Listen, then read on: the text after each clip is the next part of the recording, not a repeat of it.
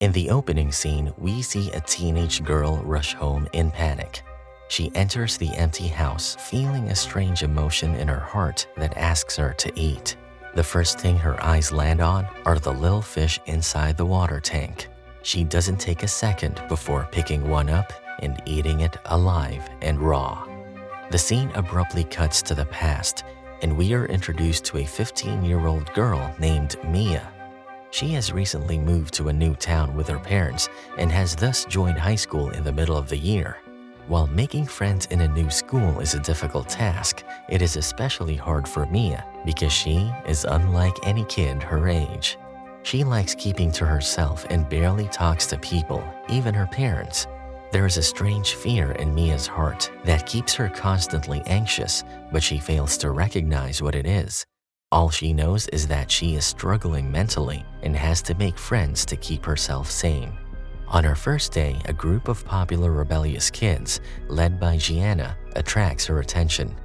After school ends, she makes her way to the group and asks for a lighter in an attempt to fit in with them. However, Gianna recognizes that she is just trying to impress them and ignores her. Back at home, Mia's mother attempts to talk to her about her first day, but to her surprise, an irritated Mia bursts out and pushes her off the bed. Realizing what she just did, Mia immediately gets on the ground and apologizes, but the incident leaves a mark on their relationship. The same night, Mia's anxiety gets the best of her. With a sudden rush of emotions, she goes into the kitchen, adds a substantial amount of salt into the water, and chugs it down in an instant. When the feeling finally washes away, Mia cannot explain why she acted that way, which scares her to her core. She removes the salty evidence and goes to her mother's room to sleep next to her. Then comes the next day at school, when the students are asked to vote for the place they would like to visit for a field trip. Gianna's group urges their teacher to add Connieland, an amusement park, to the list. Mia votes in their favor in order to make an impression on the group, and with that vote, Connieland wins the poll. After school, she yet again walks up to the group and offers them cigarettes. Although they make fun of her at first, they eventually allow her to tag along to Gianna's house. As it turns out, her father is an alcoholic absent parent who couldn't care less about his daughter's well-being. Hence, with no parental supervision, the girls enter Gianna's room and starts making an online dating profile for Mia. She tells the girls that she is into older men, which they put as her preference in the profile. Things go well for a few minutes before Gianna suggests they play the choking game. Mia doesn't understand the extremities of the game and steps in to choke Gianna. Eventually, Gianna passes out on the bed in a euphoric state. Mia, fascinated by the occurrence, wants to experience the euphoric state too. Gianna excitedly does the same to her, but when Mia passes out, she imagines herself underwater. Upon finally waking up after a minute, she panics and runs back to her house.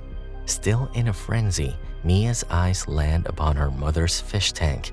Almost as if she has no control over her body, she hastily reaches out, grabs some fish, and devours them raw. In just a few seconds, the realization hits, and she immediately goes to the bathroom to throw up. The next day, Mia checks her dating account and notices a text from a man in his 30s who wants to meet up. She thinks about it for a second before deciding to ignore him. She also wears makeup and jewelry that day, surprising her father, who knows she has no interest in dressing up. As days pass, Mia gets closer to Gianna and her group. They skip school to go to the mall, shoplift, and smoke every day, not caring about getting in trouble. Then one day, Mia yet again stumbles upon the text on the dating app and decides to respond. The same day, she gets her first period and finds her toes are attached to each other. Already in a bad mood, when her mother inquires about the fish, Mia lashes out and says she flushed them down the toilet, which is technically true. As a result, her mother slaps her across the face, ordering her to behave. The next day, we see her dad drive her to school. They are quiet for half of the ride before he expresses his disappointment regarding her change in behavior. He wants her to know her actions have consequences and forbids her from going on the field trip as a punishment. Mia doesn't say anything and simply gets out of the car before running off to the nearest hospital. She wants to find answers about her toes, but the doctor tells her she might have had them conjoined since birth, which is a problem a simple surgery can fix. A persistent Mia asks the doctor to run more tests, but runs away after her blood is drawn. Too overwhelmed by the situation, she can hardly think straight and ends up falling down. This acts as the last straw before she breaks down in the middle of the road. Then suddenly, everything about her life comes rushing back to her as she tries to remember her childhood and cannot think of any past memory. She rushes back home and rummages through the photo albums to find pictures of her younger self. When she fails to find any picture of her mother's pregnancy, she asks her mother, who swiftly dodges the question. Afterward, Mia rushes to her room and begins to suspect if she is adopted. Her mother's response only reinforces her suspicions, and, acting on impulse, she agrees to meet the discount Ewan McGregor from the dating app with the support of her friends. They accompany her to the hotel and wait outside, while the older man, who in person actually looks more like a discount Eric Bana, and Mia engage in an awkward conversation. As the man starts getting more intrusive with his questions, Mia becomes wary, and it ends with her pushing him to the ground and fleeing from the hotel.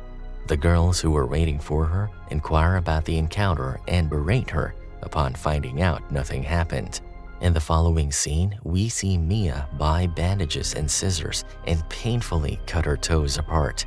She then covers her bruises with a concealer and goes to meet Roberto, a boy from Gianna's group. The two end up making love that day, but Mia doesn't appear to be bothered by how casual the hookup is. Roberto then invites her to a party, which she gladly accepts.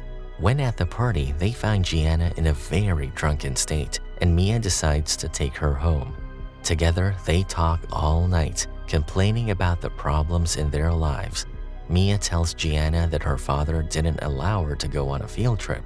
In turn, Gianna, being the mischievous girl she is, forges her father's signature. The next day is the day of the trip, and Mia couldn't be more excited. The girls get high on ecstasy and drink alcohol. Mia lets herself loose and approaches Roberto again, urging him to come to the storeroom to have fun. Things go as planned before she suddenly stops him midway while kissing. She suddenly feels her body changing and rushes to the restroom, only to find out that her belly button has disappeared. On a come down from the drugs, she vomits in the restroom, which grabs the attention of Gianna's friends Nelly and Vivi. Vivi notices Mia's legs, which have grown increasingly bruised, but she doesn't let them help her. Later on, Mia returns home and is met by her angry parents, who have discovered the forged permission slip. As a punishment, she has to start therapy again. At school, Mia is assisting her teacher to dissect a fish in the class, and while doing so, she finds herself strangely fixated on the animal. After the class is over, she waits for everyone to leave before deciding to have some seafood for an early lunch. Unfortunately, a classmate walks in, urging Mia to threaten her life. Sometime later, she finds Roberto waiting for her at the stairs with a worried look on his face. He had heard the rumors about her bruised legs, which he thinks might be the side effect of an STD. Mia assures him that she is fine, but is concerned about her changing body. After school, her parents ask her to accompany them to a friend's wedding, but she declines and stays home. When alone and without anyone around to judge her, she has a hard time keeping her intrusive thoughts in check. Suddenly, she rushes to the fish tank and starts inhaling the little fish one after another. After getting done with them, she goes to a party at the docks and has fun with Gianna's group, drinking and dancing carelessly. However, the fun comes to an end when an intoxicated Gianna falls into the water and starts drowning. Everyone watches the scene in horror, but Mia instinctively dives into the water and rescues Gianna from drowning. Even though she is happy that her friend is alive, Mia cannot get a strange feeling out of her heart. She immediately rushes home and is horrified to discover that she has developed scales on her legs and even gills on her sides. Disgusted by all the changes happening to her, she tries to painfully remove the scales, but stops when Gianna walks in. Gianna tries to grasp the situation, but is angrily asked to go away. By now, Mia has fallen into a downward spiral of emotions due to all the changes happening to her and desperately needs to feel normal. Hence, after taking a while to build her composure, she fixes herself up and goes back to the party, which has now moved to Gianna's apartment. Trying to take her mind off everything, she drinks and dances provocatively in front of everyone. This delights some older college-aged men who take the chance to take advantage of her. They take drunken Mia to a room, blindfold her, and proceed to assault her. Somehow, Gianna manages to get into the room to save Mia. She constantly screams at the guys to get out, but none of them budge. In an attempt to shoo them away, she mentions Mia's legs, which need to be treated. This ends up panicking the guys into wondering if Mia infected them with a disease. Everyone in the room is left stunned when Mia's bare feet are exposed and she gets called a freak. In the following scene, a devastated Mia lies on the floor of her house as her legs have now been fused together. Tired of everything, she goes up to the kitchen, takes a knife, and tries to end it. But she seemed to have missed any vitals, failing her task successfully and passes out on the floor. When she wakes up the next morning, she witnesses a horrific sight. Her lower body has completely developed into a mermaid's tail, covered in scales and gills. She struggles to make it to the bathroom, and when she finally does, she submerges herself in the running bath. This is the most peaceful she has felt in months, so she lets the water run into the whole apartment. After hours of lying on her bedroom floor, submerged in water, Mia finally rises, clear about what she is going to do next. With a momentary hesitation, she extends her hands towards her phone and dials a number. A few minutes later, Gianna enters the room and, using every ounce of her strength, pulls Mia into her pickup truck. As it turns out, Mia has asked her to take her to the coastline, but Gianna is afraid to ask why. Once there, Mia musters the courage to make a final phone call to her mother, who is unaware that this conversation will be their last. As she wishes a tearful goodbye to her mother, Gianna silently listens, offering support. Then they descend towards the shore, sharing a heartfelt farewell. In the final scene, Mia ventures into the depths of the ocean, forever giving up a goldfish diet and embarking on a new journey to find the self she was born to be. And that's a wrap for this movie recap. Thank you for watching.